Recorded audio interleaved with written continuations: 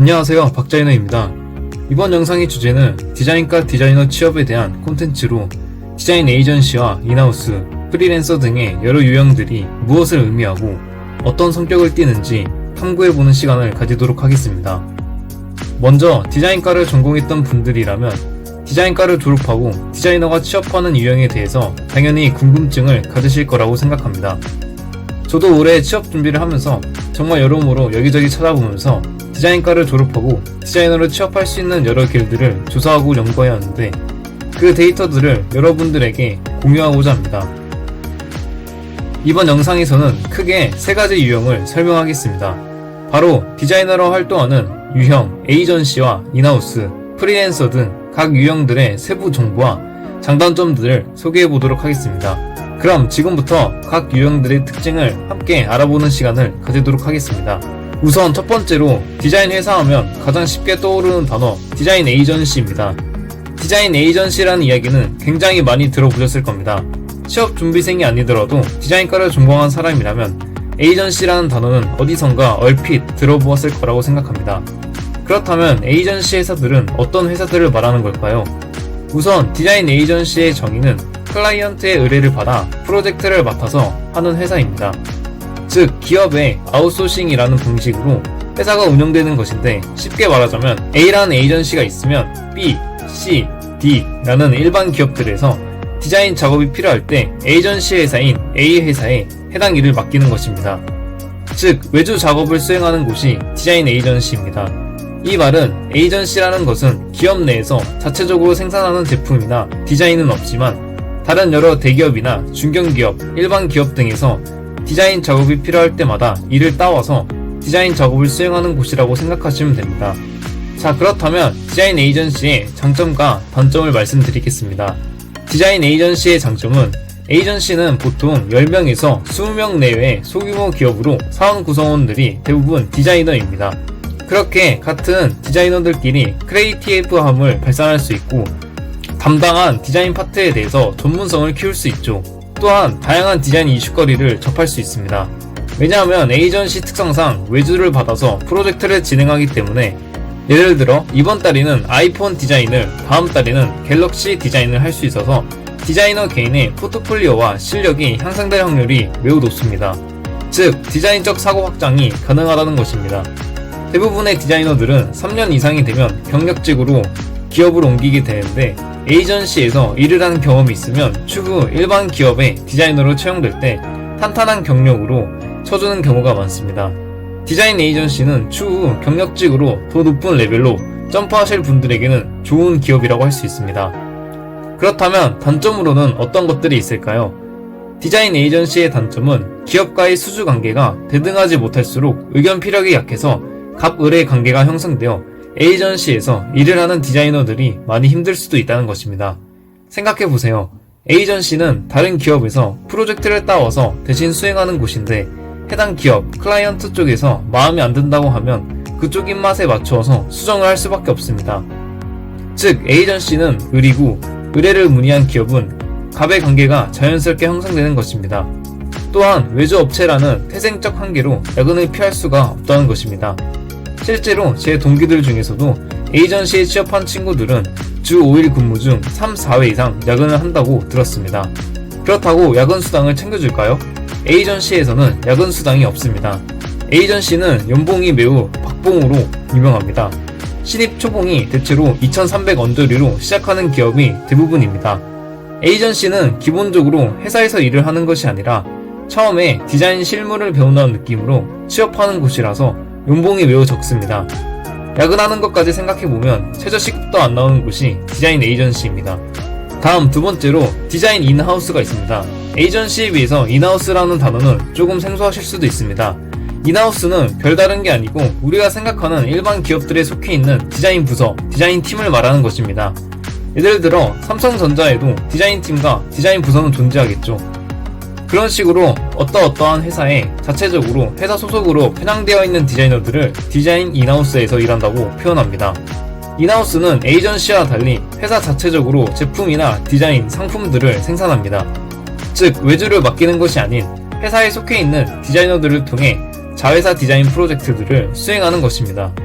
디자인 인하우스에서는 에이전시와 달리 디자이너만 있는 것이 아닌 회사 내부에 다른 여러 부서들이 존재하기 때문에 조직 안에서 디자이너의 커뮤니케이션 역량이 필수적입니다. 인하우스 디자이너들은 한 회사에서 커다란 톱니바퀴 중 일부분이라고 생각하시면 됩니다. 인하우스는 중소기업, 중견기업, 대기업 등으로 기업의 규모와 형태에 따라 여러 규모로 분류되고 정말 다양한 회사들이 존재합니다. 자, 그렇다면 디자인 인하우스의 장점과 단점을 말씀드리겠습니다. 디자인 인하우스의 장점은 안정적인 근무 환경과 안정적인 초봉 및 연봉입니다. 인하우스 디자이너들은 일반 회사원들과 동일하게 똑같이 회사에 소속되어 일을 하므로 보다 안정적인 근무 환경과 에이전시에 비해서 높은 연봉을 받게 됩니다. 인하우스의 초봉은 회사의 규모마다 모두 상이하여 정확한 평균값을 이야기하지는 못하지만 대략 3천만원 내외라고 생각하시면 됩니다. 또한 디자인 업무만 하는 것이 아니라 여러 부서와 커뮤니케이션을 해야 하기 때문에 폭넓은 업무, 디렉팅을 하면서 디자인 업무 스킬 외에도 여러 스킬들을 배울 수 있고 커뮤니케이션 역량을 키울 수 있습니다. 그렇게 디자인 외적인 분야에 대해 안목이 점점 커지게 되는 것입니다. 그렇다면 단점으로는 어떤 것들이 있을까요? 디자인 인하우스의 단점은 한정적인 디자인 업무로 항상 크리에이티브 작업에 대한 갈증이 있다는 것입니다. 예를 들어 본인이 청소기 회사에 디자이너로 들어가게 되면 그 사람은 평생 퇴직할 때까지 청소기 분야의 디자인만 해야 하는데 이렇게 되면 당연히 청소기라는 한정적인 디자인 업무로 디자이너의 창의력과 디자인 스킬이 떨어질 수도 있습니다. 해당 부분은 인하우스 디자이너 본인이 하기 나름이겠지만 대부분의 인하우스 디자이너들이 겪고 있는 고충이라고 생각합니다. 또한 폭넓은 업무 디렉팅에 대한 스트레스를 받을 수 있다는 것입니다. 앞서 장점으로 말한 여러 부서와 커뮤니케이션하고 디렉팅하는 것들이 디자이너의 성향에 따라서 단점이 될 수도 있습니다. 디자이너가 디자인 능력 외에 다른 능력이 별로 없고 성격 자체도 소심하고 내성적이면 타 부서와 커뮤니케이션 하는 것과 디자인 업무 외에 다른 업무에 관한 부분에서 스트레스를 받을 수 있습니다. 또한 인하우스의 최대의 단점인 짧은 디자이너의 수명과 진급의 어려움입니다. 해당 부분 또한 모든 인하우스 디자이너들이 그런 건 아니지만 인하우스 디자이너의 수명은 보통 40대 중후반이라고 합니다. 즉 인하우스 디자이너들은 회사에 나와서 그 후에 자신이 무엇을 할 건지 미리 생각을 하고 있어야 합니다. 또한 디자인이 주된 업무인 인하우스 기업을 가게 되면 상관없겠지만 디자인 업무의 비중은 조금이고 다른 부서들의 힘이 더 센 곳에서는 디자인 직무라는 특수성 때문에 경영진이나 임원진 등 높은 직급으로 승진하는 것에 어려움이 있을 수도 있습니다. 다음 세 번째로 디자인 프리랜서가 있습니다. 프리랜서 디자인은 우리 주변에 은근히 보이면서도 보이지 않는 존재입니다. 프리랜서들은 말 그대로 에이전시나 인하우스와 같은 기업에 소속되어 있는 것이 아닌 디자이너 개개인이 자율적으로 디자인 프로젝트, 외주를 수행하는 전문 디자이너를 말합니다. 프리랜서들은 주로 외주 작업을 수행하면서 디자인 공모전 등에서도 활발히 활동을 하는 디자인 프리랜서들이 있습니다. 프리랜서들은 꼭 전문적으로 디자이너가 된 후에 하는 것만이 아니라 디자인과 학생으로 학교 생활을 하다 보면 학생 신분으로도 디자인 외주를 받아서 일을 하는 사람들 또한 프리랜서로 칭합니다. 자, 그렇다면 디자인 프리랜서의 장점과 단점을 말씀드리도록 하겠습니다. 디자인 프리랜서의 장점은 회사나 기업에 소속되어 있는 것이 아니기 때문에 시공간적으로 자유로우며 디자이너 본인이 원하는 만큼 디자인 작업량을 조절할 수 있습니다. 즉 디자이너 본인의 스케줄 관리에 매우 유연하며 모든 스케줄이 디자이너 1인 자기 자신에게 맞출 수 있다는 큰 장점을 가지고 있습니다. 또한 프로젝트의 횟수와 양질에 따라 디자이너 본인이 일하는 만큼 수입이 들어오며 프리랜서를 하면서 디자인뿐만이 아니라 디자인과 관련되거나 관련되지 않은 여러 분야에서도 자신의 능력을 향상시키고 공부할 수 있는 여건이 회사를 다니는 디자이너들보다 훨씬 용이합니다. 그렇다면 단점으로는 어떤 것들이 있을까요? 디자인 프리랜서의 단점은 우선 수익의 불안정성이라고 볼 수 있습니다.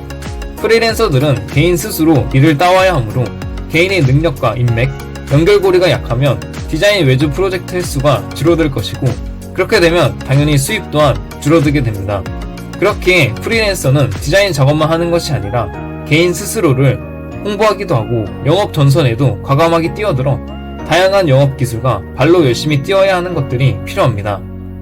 또한 프리랜서로 활동하기 위해서는 본인이 디자이너로서의 확실한 가치와 경력이 있어야 해당 전문성을 인정받고 여러 기업에서 일감을 제공하기에 애매모호한 경력이나 전문성이 없는 디자이너 혹은 제대로 준비하지 않고 프리랜서 디자이너로 전향하게 되는 경우에는 생각보다 일이 쉽게 풀리지 않을 수도 있습니다.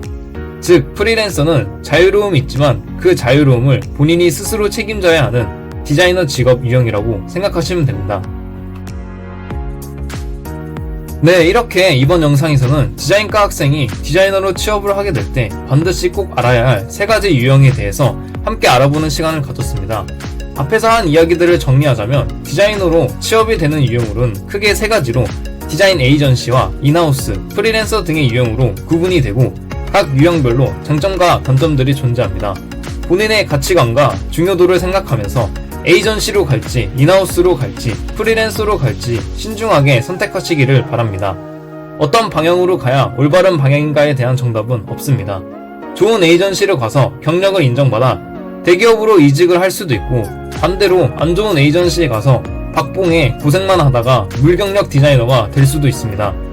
마찬가지로 인하우스도 본인의 노력에 따라 크리에이티함을 발휘할 수도 있고, 반대로 한정적인 업무 외에 노력하지 않아서 디자인 실력이 점점 굳어갈 수도 있는 겁니다.